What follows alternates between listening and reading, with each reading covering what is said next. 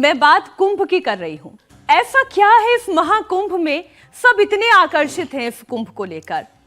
ऐसा कैसा ये मेला है और ऐसा कौन सा बड़ा परिवर्तन आ जाएगा, ऐसी कौन सी आत्मा की चेतना का विकास हो जाएगा कि सब प्रयागराज दौड़े चले जा रहे हैं।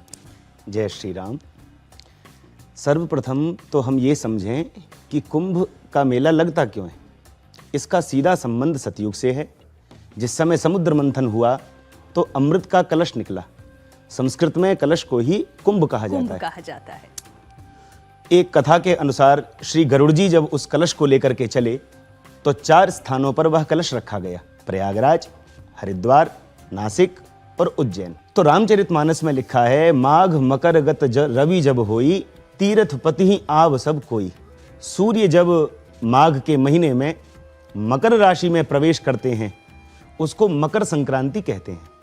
तो मकर संक्रांति के पावन पर्व पर दिव्य और भव्य कुंभ का मेला आयोजित होता है, जिस कुंभ के मेले में समस्त साधु, समस्त ब्राह्मण और पूरे विश्व के लोग आकर के त्रिवेणी में स्नान करके अपने जीवन को धन्य बनाते हैं, अपने जीवन को पावन बनाते हैं। कुंभ का जो संबंध है वो सांसारिक तो है ही, कुंभ का संबंध सीधा सीधा आध्यात्म से है। समुद्र को मथा तब कुंभ निकला, ये तो सांसारिक संबंध हो गया। आध्यात्म संबंध क्या है? बोले ये जो हमारा शरीर है ये सागर के समान है। जैसे संसार को सागर की उपमा दी जाती है, कहते हैं ना संसार सागर, तो संसार को सागर की ही उपमा क्यों दी गई? बोले संसार में और सागर में कुछ समानताएं हैं। जैसे सागर भी एक जैसा नहीं रहता, ये संसार भी एक जैसा नहीं रहता। जैसे सागर के इस किनारे खड़े होकर दूसरा तट दिखाई नहीं देता, इसी प्रकार संसार में जीवन तो दिखाई देता है परंतु मृत्यु नहीं दिखाई देती, इसका दूसरा तट दिखाई नहीं देता। बिल्कुल ठीक बात। तो हम अपने शरीर को, जो कि संसार सागर की उपमा से उसको निवेदित किया जा रहा है, जब उसका मंथन करते हैं, 5 ज्ञानेंद्रियां, 5 कर्मेंद्रियां, मन, बुद्धि, चित्त, अहंकार, ये अंतःकरण चतुष्ट है।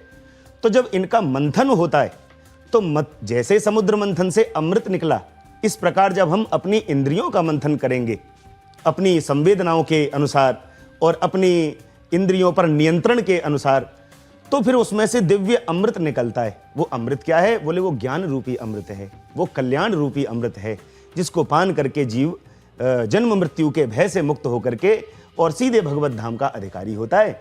तो कुंभ का जो है बड़ा महत्व है। साधु संत सन्यासी सब इसमें पहुंचते हैं।